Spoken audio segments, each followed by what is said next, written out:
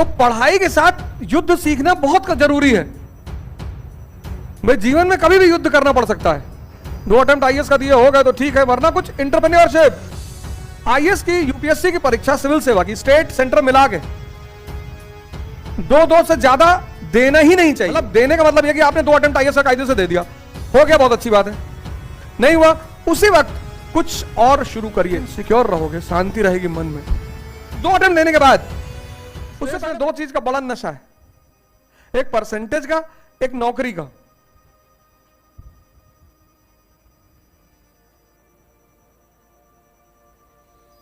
और नौकरी कर लो तो ना तो पैसा है और गुलामी अलग से है। कैपिटलिज्म का पीरियड चल रहा है, पूंजीवाद। 2 अटेम्प्ट आईएएस का दिए हो गए तो ठीक है, वरना कुछ एंटरप्रेन्योरशिप। और जिसके पास अच्छी एजुकेशन है उसके पास फील्ड की कमी है। आईएएस की, यूपीएससी की परीक्षा, सिविल सेवा की, स्टेट सेंटर मिला के 2 से ज्यादा देना ही नहीं चाहिए। मतलब देने का मतलब यह कि आपने 2 अटेम्प्ट आईएएस का कायदे से दे दिया, हो गया, बहुत अच्छी बात है। नहीं हुआ, उसी वक्त कुछ और शुरू करिए। खासकर लड़कियों के लिए सबसे अच्छा रहेगा पीजी, पोस्ट ग्रेजुएट कर लिया अपने सब्जेक्ट में जो उनका ऑप्शनल है, और फिर नेट या जेआरएफ क्वालिफाई कर लिया, तो एक चीज तुरंत सिक्योर हो गई। जेआरएफ क्वालिफाई कर लिया, नेट कर लिया, तो पीएचडी तो हो ही जाएगी, तो टीचिंग लाइन का मामला फेट हो जाएगा। लेकिन 2 अटेम्प्ट देने के बाद, 2 अटेम्प्ट में अगर हो गया, सेंटर में हो गया, स्टेट में हो गया, फिर तो कोई जरूरत ही नहीं। इनकेस नहीं हुआ तो जब 2 अटेम्प्ट दे लिया तुरंत पीजी। सोशियोलॉजी तुम्हारा ऑप्शनल है, सोशियोलॉजी में पीजी कर लो। अब चूंकि तुमने 2 मेंस लिखा है आईएएस का, तो तुम्हारी तैयारी तो अच्छी ही है, जेआरएफ दे दो। मेंस की तैयारी अच्छी है मतलब जेआरएफ निकलेगा। जेआरएफ की उम्र नहीं बची तो नेट निकलेगा, पीएचडी तुम्हारा आसान हो जाएगा। इतने सारे कॉलेज, इतने सारे, फिर तुरंत जॉब ज्वाइन कर लो। इस बीच में अगर अब इस बीच में सिलेक्शन हो गया तो भी बड़ी अच्छी बात है, नहीं तो 40 तक अटेम्प्ट है यूपीपीसीएस का। जॉब करते हुए तैयारी बेहतरीन नहीं है, जब 4-5 अटेम्प्ट दे दोगे तो कुछ पढ़ने को बचेगा। लेकिन सिक्योर रहोगे, शांति रहेगी मन में। ऐसे तुम लोग 2 अटेम्प्ट देने के बाद, उससे पहले कुछ नहीं, 2 अटेम्प्ट देने के बाद। अब दुनिया में एक ये जो भारत में रोग पैदा हुआ, इसने बड़ी तबाही मचाई। एक परसेंटेज का रोग, कल मैंने बताया, उस परसेंटेज के रोग ने कैसे जो है कोचिंग माफिया पैदा किए, कैसे नकल जनरेशन पैदा किया। सारे नेताओं ने मिलकर को स्कूल ही खोल डाले, फिर परसेंटेज का ठेका उठाने लगे कि कितना परसेंट, 95 चाहिए, हाँ 50 लगेगा, 80, 75। तो सारी शिक्षा का जो मूल उद्देश्य था वो ध्वस्त हो गया। 80, 75, 90% लिए हुए लोगों को कुछ पता ही नहीं है, कुछ पता ही नहीं है।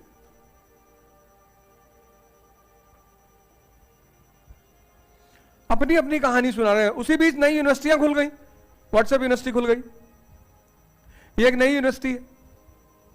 सोचो ध्यान करने से क्या मिलता है। ध्यान करते करते ध्यान विवेकानंद ने किया, और कई सारे, स्वामी सहजानंद की हत्या हुई, वो भी तो ध्यान करते थे। ध्यान करने की कोई जरूरत नहीं, तलवार चलाना सीखो। ध्यान के साथ तलवार सीखो, तलवार भी मत छोड़ो।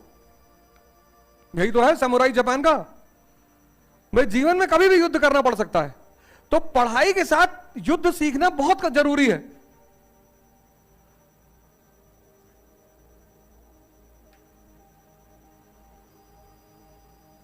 सिर्फ एक चीज इस देश में क्या है, कुछ लोग सिर्फ पढ़ाई कर रहे हैं, कुछ लोग सिर्फ युद्ध सीख रहे हैं। दोनों का बैलेंस होना चाहिए। इसी देश का आदमी को मैंने देखा डायलॉग मारते हुए कि पैसा क्या है, और हर जगह जाके रोता भी है।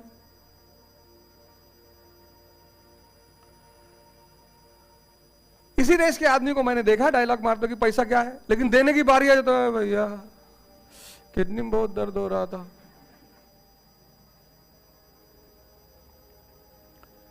इस देश में जो लोग नीडी हैं, जरूरतमंद, उनकी मदद इसलिए नहीं हो पाती क्योंकि जिनको जरूरत नहीं है वो भी लाइन में खड़े हैं।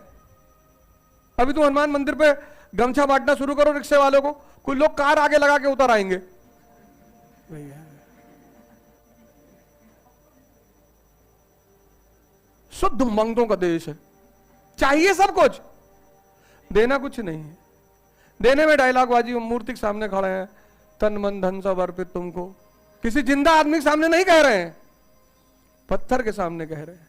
और पत्थर अगर निकल आए और कहे अच्छा ये जो घड़ी लगाए हो आईपीएल वाली दे दो, तुरंत ये तंत्र मंत्र हो रहा है यहां पे।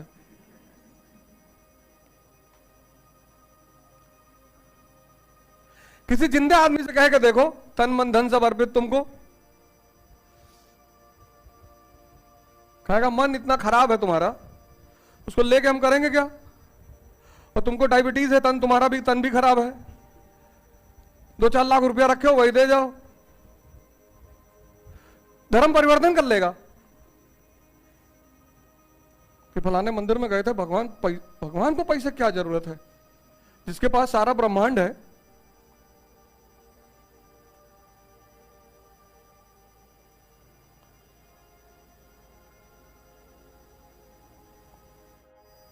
आज तक दुनिया में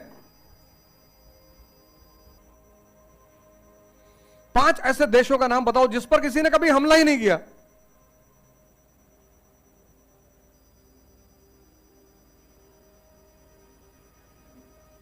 देश थोड़ी अंटार्कटिका।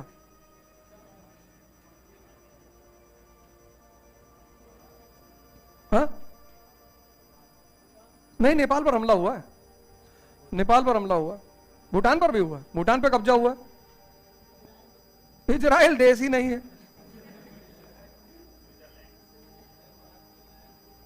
स्विट्जरलैंड समझौता है, स्विट्जरलैंड यूरोप का अयोध्या है। हर कॉन्टिनेंट में, हर कंट्री में एक एरिया को अयोध्या डिक्लेयर किया जाता था। अयोध्या मतलब नो वॉर जोन, कि इस एरिया में युद्ध नहीं होगा। तो जब भी 2 राजा या 2 सरकारों को मीटिंग करना होता था, विरोधियों को, तो उसी इलाके में आते थे। यह था अयोध्या का कॉन्सेप्ट।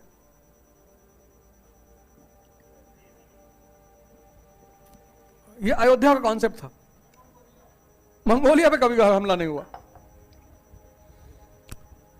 कभी नहीं हुआ।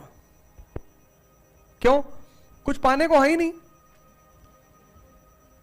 अब तुम जब पाकिस्तान की नीति बनाओगे आईएएस बनकर, तुमसे प्रधानमंत्री पूछेगा क्या वर्मा साहब पाकिस्तान हमला करे? अरे बोले नहीं साहब,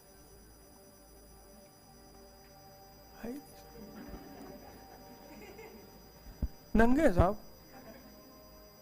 और नंगे से अगर तुम सड़क पे लड़के कपड़ा पहन के, तुम्हारा कपड़ा फाड़ डालेगा, तुमको भी नंगा कर देगा।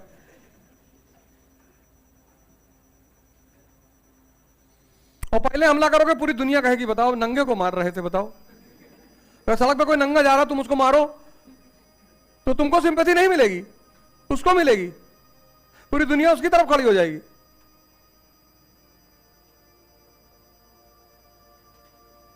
यह एप्लीकेशन ऑफ कॉन्सेप्ट।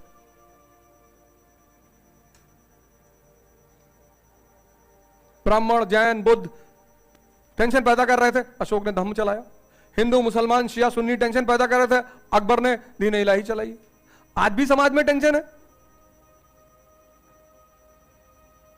देखो कितना तनाव है, हिंदू, मुस्लिम, दलित, ब्राह्मण, कितना तनाव है।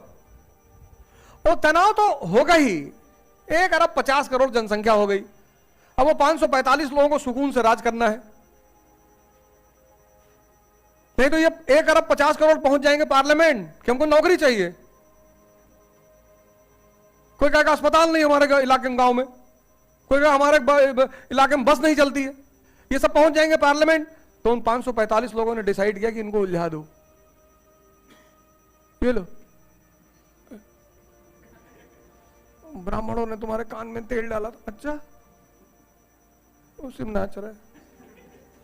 सबको एक एक झुंझुना पकड़ा दिया। एक दलित को पकड़ा दिया कि ले, एक ब्राह्मण को पकड़ा दिया, तुम भी ला। तो किसके वंशज हो जी? परशुराम के। हाँ, हिला कस कस के। क्षत्रियों को पकड़ा दिया, मुसलमानों को पकड़ा दिया, सबको पकड़ा दिया, सब हिला रहा है। वो सब बेचारे 545 लोग आराम से संसद में बैठे हैं, कॉफी पी रहे हैं, चाय पी रहे हैं, एक दूसरे का हाल चाल पूछ रहे हैं और सब हाँ बड़े। तो तुम्हारी बिटिया लंदन में थी, शादी हो गई उसकी, अच्छा ठीक, सब मस्ती से रह रहे। तुमको क्या लगता है सरकार को ये सब नहीं दिखाई पड़ता? एकदम दिखाई पड़ रहा है। 1,50,00,000,000 इनको मना किया सरकार ने 1970 में, नारा दिया हम दो हमारे दो, 2 बच्चे हैं मीठी खीर, उस पर झगड़ा कर लिए। और बनराकस खुद तो नाराजी है, दूसरे को भड़का रहा है। समाज की इस कुरीति पर कितना प्यार से प्रहार किया गया है। 2 बेटियां उसकी खड़ी, एक बच्चा गोद में लिए कि देखो बच्चा पैदा करने के चक्कर में तीसरा हुआ है इसका, उसको गोद में लिए हुए। कह रहा ये का प्रधान जी, सचिव जी ये क्या लिखवा रहे हैं, हटवाइए इसको। अपने बच्चे से कह रहा कि बेटा तुम भी वोट मत देना, तुम बड़े तो हो जाओ, तुम भी वोट मत देना प्रधान को। ऐसे बनराकस जैसे हर गांव में है। चप्पल मिल गई अब जाओ, उतार के जा रहा वहां पे, कहा भाई यार कराएंगे।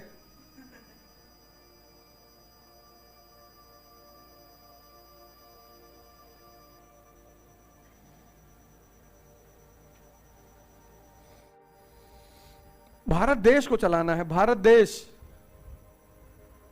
जहां पढ़े लिखे लोग हरकतें करते हैं। अभी यहां से निकलोगे ना, देखना लिफ्ट के पास कितना थूक रखा है।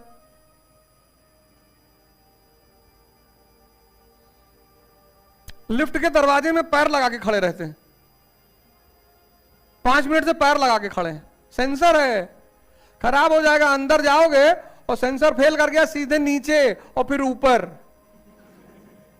हम तो खैर इस्तेमाल ही नहीं करते। कल एक साहब मिल गया मुझे 3rd 4th फ्लोर पे, कहे सीढ़ियों से क्यों जाते हैं? हमने कहा बुजुर्ग थोड़ी है तुम्हारी तरह,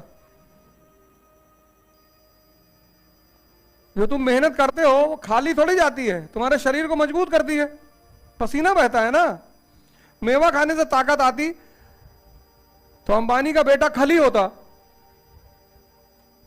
बॉडी बनी होती भयंकर, उसको खाने की कौन सी कमी है?